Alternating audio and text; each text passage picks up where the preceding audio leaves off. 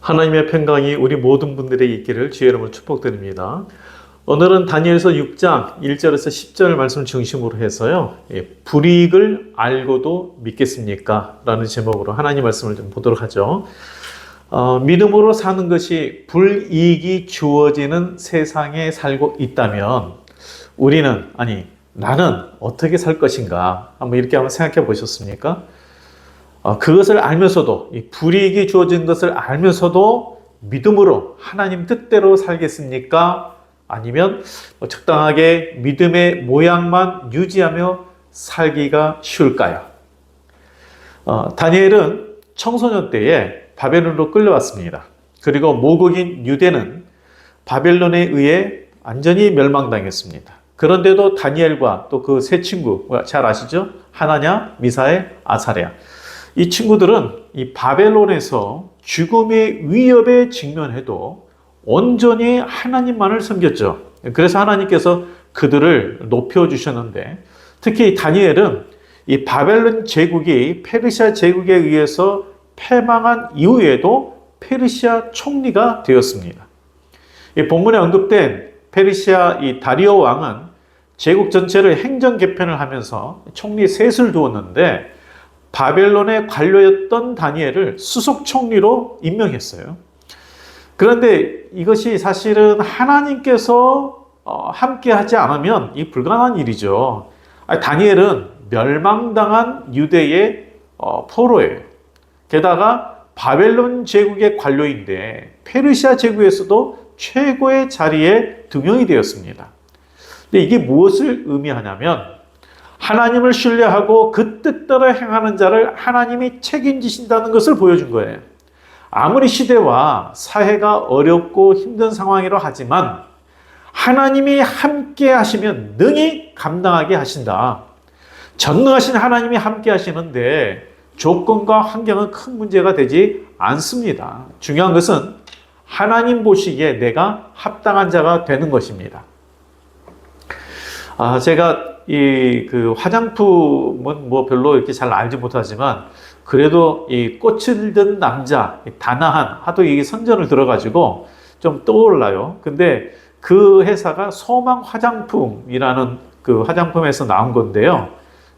제가 말하고자 하는 것은 그 소망 화장품 회사의 창업주가 강석찬 회장님이신데, 이분이 지금은 이제 미네랄 바이오를 인수하여서 새로운 사업을 하고 있어요. 그런데 이분이 선교가 기업 경영의 목표라고 말하는 분이에요. 그래서 기업을 운영하면서 사회적 책임도 실천하고 있어서 회사 이익의 30%를 기부하고 있습니다. 그런데 이 강석창 회장의 최종 학력이 중졸입니다. 이 덕수고등학교를 다니다가 건강이 너무 안 좋아서 가난해서 자퇴했어요. 이분이 그렇게 나이가 많은 분이 아니에요. 이제 한 60 초반 정도밖에 안 되는 분이라서 아주 옛날 사람은 아니에요. 그런데 건강이 안 좋고 가난해서 고등학교 때 자퇴했어요. 그리고 이제 화장품 회사에 뛰어들어가지고 거기에 이제 그 생계를 위해서 일을 했는데, 근데 그게 전화위복이 되었다고 말을 합니다. 그렇지만 그때는 사실 얼마나 힘들었겠어요, 마음이. 좋지 않은 건강과 가난으로 고등학교마저도 중퇴했으니 정말 힘들었을 거예요. 그렇지만 이러한 상황에서도 하나님을 믿고 간구하면서 지금의 자리에 이르게 된 거죠. 그래서 지금은 정말 하나님의 나라를 위해서, 선교를 위해서 그 목표를 가지고 기업을 경영하는 그러한 사람이 된 것입니다. 이 믿음의 사람은 어려움과 고난이 올 때 믿음이 드러나고 믿음의 역사를 이룹니다. 그리고 하나님은 그런 믿음을 기뻐하시고 높여주시죠. 사무엘상 2장 6절에서 7절 이런 말씀이 있었죠. 여호와는 죽이기도 하시고 살리기도 하시며 수월에 내리기도 하시고 거기에서 올리기도 하시는도다. 여호와는 가난하기도 하시고 부하기도 하시며 낮추시기도 하시고 높이기도 하시는도다. 여호와는 가난하기도 하신다 그랬어요. 부하기도 하신다 그랬어요. 낮추기도 하시고 높이기도 하시는 분이시다. 때로는 신앙생활할 때에 우리에게 어려움과 고난이 있습니다. 포기해야 할 것도 있고 불이익을 당할 때도 있습니다. 내가 하나님 뜻대로 하다 보니까 또 내 삶 가운데서 믿는 사람으로서의 이러한 좋은 영향을 끼치려고 하다 보니까 내가 포기해야 될 것들이 있어요. 또 불이익을 당할 때도 있어요. 그러나 그런 것을 알매도 하나님의 뜻을 먼저 구하면 하나님이 우리를 책임져 주십니다. 본문이 바로 그것을 말씀하고 있는 거죠. 이 불의한 세력들인 총리들과 관리들이 한 마음으로 다니엘을 제거할 방법을 찾았는데 아무리 봐도 이 다니엘을 고소할 건수가 없는 거예요. 털어도 먼지가 안 나는 그런 정말 바른 자였으니까. 그래서 4절에도 보면 다니엘에 대해서 아무 그릇됨도 없고 아무 허물도 없음이라라고 반복된 것은 그만큼 다니엘이 좀 하나님의 사람으로서 정말 정직한 사람이었다는 것을 강조하고 있죠. 그러다 보니까 이들이 야 이거 어떻게 해야 되나 이걸 이제 생각하다 보니까 건드는 것은 종교관이에요. 종교관. 그것이 7절에서 이 8절에 언급되는데 30일간 왕 외에 어떤 신이나 사람에게 무엇을 구하면 사자굴에 던져 넣는다는 법령을 세워요. 이 법령은 겉으로는 왕권을 강화한다는 명분이지만 실제로는 다니엘 이 한 사람을 제거하기 위해서 만든 법령이에요. 단 한 사람을 제거하기 위해서 법을 제정할 정도로 다니엘은 그들에게 있어서 눈의 가시였죠. 공공의 적이에요. 그리고 그 법령에 왕의 지근을 찍어서 고치지 못하게 했는데요. 그게 무슨 말이냐면 당시에 이 페르시아 제국에서의 왕은 살아있는 신처럼 추앙받았어요. 그래서 왕이 살아있는 신이니까 잘못된 명령을 내리고 수정한다는 것 이거는 있을 수 없는 거죠. 살아있는 신인데. 그래서 이 다니엘은 법령에 왕의 직인이 찍혔다는 것이 어떤 의미를 가지고 있는지를 누구보다 잘 알고 있어요. 그 법령 어기면 총리라고 해도 구제받을 수 없다. 잘 알고 있는 거예요. 그런데 다니엘은 이 모든 것을 알고도 어떻게 했습니까? 우리 10절 말씀 읽어볼까요? 다니엘이 이 조서에 왕의 도장이 찍힌 것을 알고도 자기 집에 돌아가서는 윗방에 올라가 예루살렘으로 향한 창문을 열고 전에 하던 대로 하루 3번씩 무릎을 꿇고 기도하며 그의 하나님께 감사했다라고 했습니다.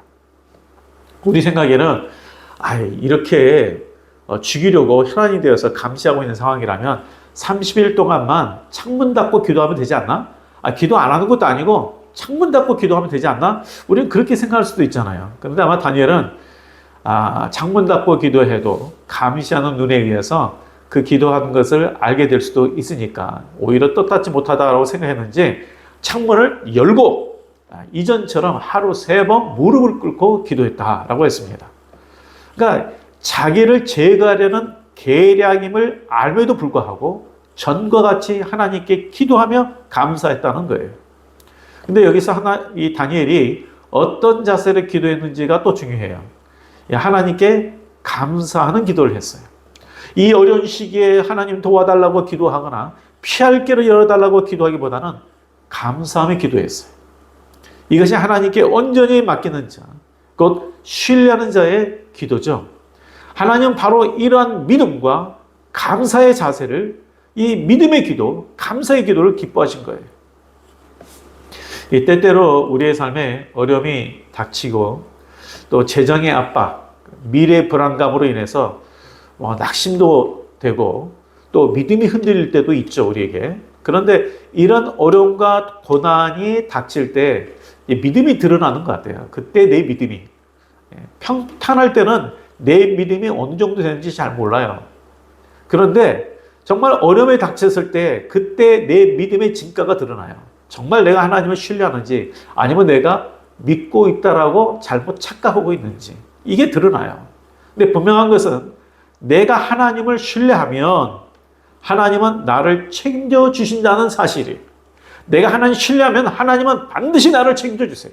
하나님은 그분을 존귀하게 여기는 자를 존귀하게 여기십니다. 다니엘은 자신의 어떤 생명, 또 자신의 어떤 명예, 또 지위, 이 모든 것을 이룰 수 있다는 것을 알고도 하나님을 향한 자세에서 조금도 흐트러짐이 없었습니다.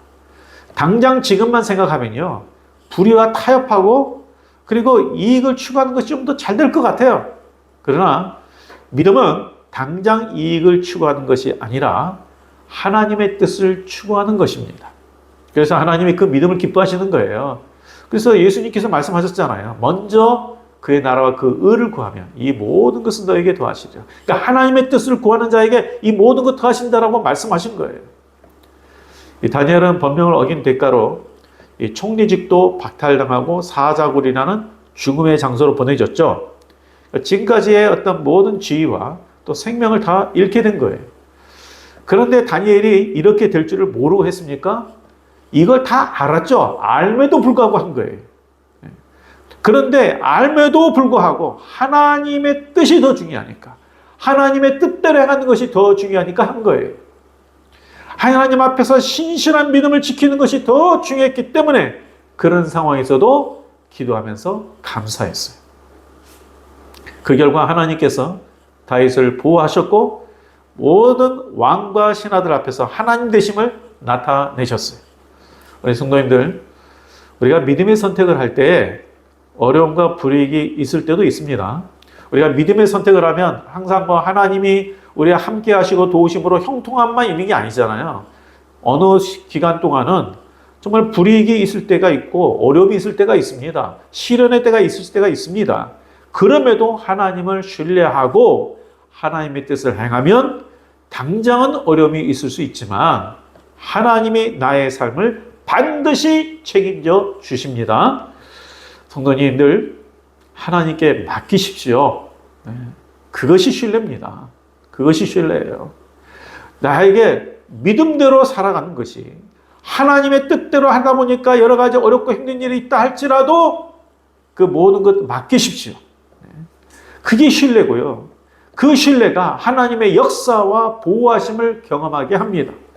우리 모두가요, 정말 하나님을 신뢰함으로 하나님의 도우심과 믿음의 역사를 우리의 삶 속에서 경험하기를 축복합니다. 우리의 모든 삶 가운데서 정말 살아계신 하나님을 꼭 경험하시길 다시 한번 주의 이름으로 축복드립니다. 기도하겠습니다. 하나님 아버지, 정말 우리 가운데 믿음을 더하여 주셔서 지금은 내가 하나님 신뢰합니다 말하지만 정말 고난과 역경이 닥칠 때에도 하나님을 온전히 의지함으로 맡길 수 있는 그런 믿음이 되게 하시고 믿음의 역사를 경험하게 하여 주옵소서. 예수님 이름으로 기도합니다. 아멘. 네, 어떤 상황에서도 주님 의지하고 동행하시기 바랍니다.